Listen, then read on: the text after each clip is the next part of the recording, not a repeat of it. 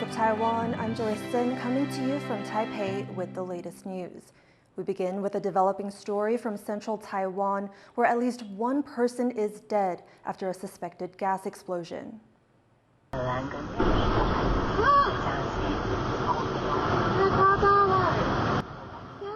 blast took place on the 11th and 12th floors of a department store in Taichung on Thursday morning. Several other people are in critical condition. Taichung's fire department says it's investigating the cause of the explosion. We'll be back later with more updates on this developing story.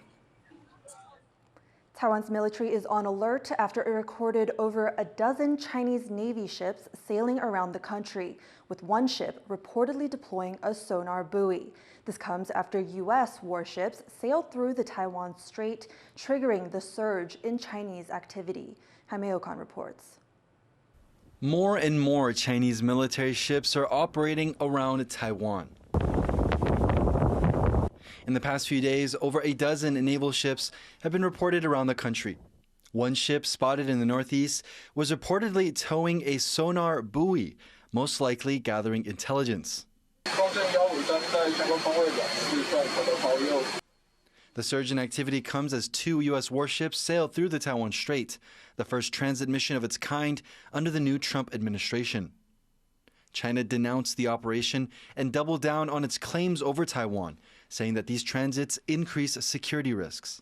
我要强调的是，台湾是中国领土不可分割的一部分。台湾问题不是什么航行自由的问题，而是事关中国主权和领土完整的问题。中方坚决反对任何国家以航行自由为名，挑衅威胁中国的主权和安全。 Over the past year, Beijing conducted some of its largest military exercises in history around Taiwan, deploying its largest naval fleet in 3 decades and carrying out 3 large-scale military drills in the region. With the growing Chinese activity, Taiwan's military is on alert, committed to protecting the country's maritime borders. 对于台海周边的情势，到底谁是所谓的麻烦制造者？ 这一点并不需要我再去做更多的说明。国防部每天所公布的台海周边的基建动态，派出大量的基建去逾越海峡中线，甚至进入到我们周边的海空域来做这种针对性、威胁性的军演，这是共军的一个主要的作为。 The heightened military pressure around Taiwan has sparked concern from observers about the effects it could have on the rest of the world. Taiwan sits in a strategic spot in the Indo-Pacific and at the center of some of the world's busiest shipping lanes. In recent weeks, suspicious cargo ships have been seen sailing around Taiwan, and instead of delivering goods, have reportedly been looking for submarine cables, vital for Taiwan's internet connection with the rest of the globe. Some of these cables have already been cut. The entire world is now thinking about cables, not just because, of course, what's going around Taiwan, but what's going on in the Baltic Sea and other places.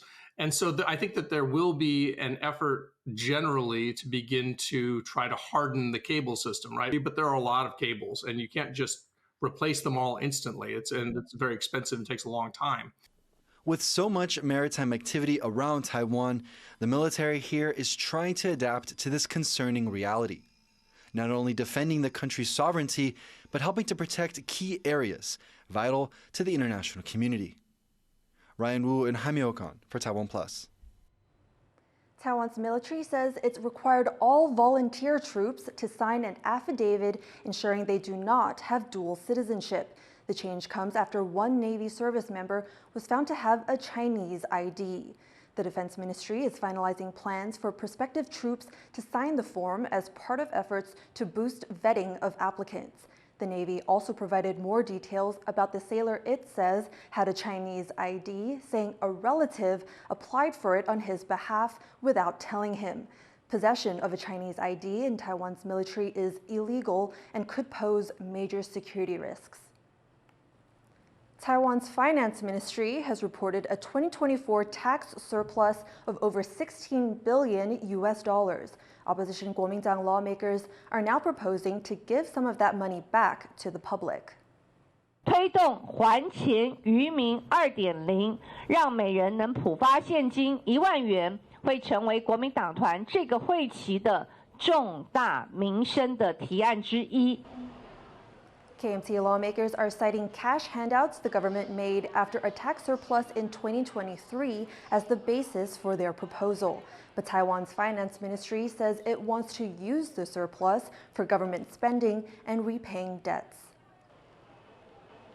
U.S. President Donald Trump says Russian leader Vladimir Putin has agreed to begin negotiations to end the almost 3-year-long war in Ukraine. Rosie Greninger reports. A years-long silence between the Oval Office and the Kremlin, broken in an effort for peace in Ukraine. In a 90-minute phone call, US President Donald Trump spoke with his Russian counterpart Vladimir Putin. Trump says Putin agreed to begin negotiations to bring the war in Ukraine to an end after almost 3 years of fighting. We had a very good talk with, people didn't really know what President Putin's thoughts were, but I think I can say with great confidence he wants to see it ended also. That's good. And we're going to work toward getting it ended and as fast as possible. Trump says negotiations to find a lasting peace will begin immediately, and a temporary ceasefire could be the first step towards achieving that goal. The leaders also agreed to meet in person, extending invitations to the respected countries, but they're expected to first meet in Saudi Arabia. Shortly after talking to Putin, Trump also spoke with Ukrainian President Volodymyr Zelensky. Обговорили багато нюансів дипломатичних, військових, економічних, і президент Трамп поінформував мене про те, що йому сказав Путін. Віримо, що сили Америки достатньо, щоб разом з нами, разом з усіма партнерами дотиснути Росію і Путіна до миру. But there have been concerns any deal brokered by Trump could force Ukraine to make significant concessions, including surrendering territory and abandoning ambitions of joining the NATO military alliance. Those fears all but confirmed by the US Defense Secretary at a meeting of Ukraine's allies at the NATO headquarters in Brussels. We must start by recognizing that returning to Ukraine's pre-2014 borders is an unrealistic objective. Hegseth went on to say the US believes NATO membership is unlikely, but that any durable peace agreement must include security measures to prevent the conflict reigniting. While Ukraine is yet to address these outcomes, European allies have called for negotiations to involve them and Ukraine, vowing to enhance their support for Kiev until a lasting peace is reached. Ukrainians in New York voiced their concerns as well. We want to make sure that the internationally recognized borders of Ukraine are respected. We want to make sure that the interests of the free democratic world are also maintained. But as battle rages on between Ukraine and Russia, in what has become Europe's bloodiest conflict since World War II, Trump's diplomatic push is the biggest effort to secure peace since the fighting started. James Lin and Rosie Greninger for TaiwanPlus. U.S. President Trump has revoked a ban on single-use plastic straws. Conservationists across Asia are alarmed, seeing the new policy as a setback to global cleanup efforts. Wesley Lewis reports. Known for its culture and natural landscapes, Bali receives millions of tourists every year. But that popularity has taken a toll on the Indonesian island. Millions of tons of trash wash up on Bali's beaches each year, and local conservationists say it will only get worse, following U.S. President Donald Trump's executive order to roll back a ban on plastic drinking straws. Ya, sangat kecewa sekali. Seharusnya di negara maju itu bisa memberikan contoh yang baik.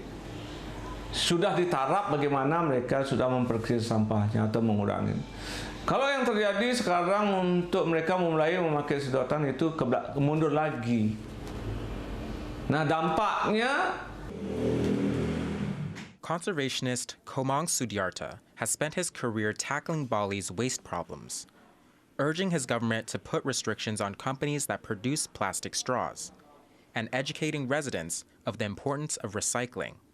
He says Trump's decision to remove the plastic straw ban means he will have to double down on his cleanup efforts here in Bali, and Bali locals echo those concerns. Kita di Bali juga udah biasa nggak menggunakan plastik, di mana-mana semua sudah ditukar dengan sedotan kertas ataupun ya sedotan besi ya. Jadi kalau menurut saya itu blunder sih dari Presiden Trump untuk keputusan lingkungan ini gitu.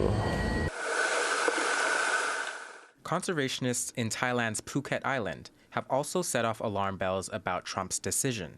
According to statistics from the Thai government, a third of endangered species in Thailand's Upper Andaman Sea are affected by plastic pollution. This includes the many sea turtle species that call these waters home. And conservationists say excessive waste of any kind, not just plastic, is to blame. กระดาษพลาสติกหรืออะไรก็ตามเนี่ยถ้าเราผลิตในปริมาณที่ไม่จำเป็นบริโภคในปริมาณที่ไม่จำเป็นเนี่ยผลกระทบต่อสิ่งแวดล้อมก็จะเกิดสิ่งที่ผมคิดว่าสังคมเห็นอยู่แล้วอ่ะคือขยะพลาสติกเนี่ยเป็นสิ่งที่สังคมเห็นอยู่แล้วคือในส่วนของขยะที่พวกไหนลงทะเลลงอะไรไปสมบูรณ์ตัวระบบนิเวศในท้องทะเลหรือว่าแม้กระทั่งไมโครพลาสติกที่เกิดจากตัวขยะเหล่านี้ด้วย The world dumped over 80 million tons of plastic waste into the environment in 2020, and that number is projected to reach nearly 120 million tons by 2040.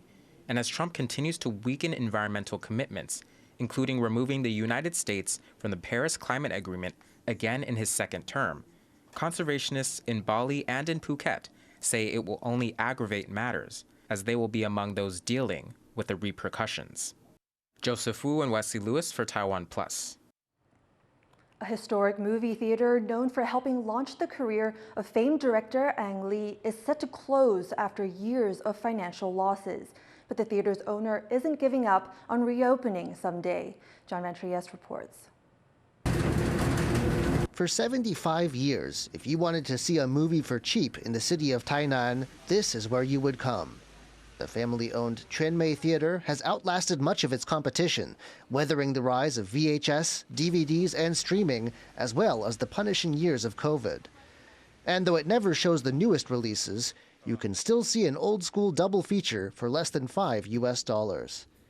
It's become a sort of local institution, a landmark, and a place of memories.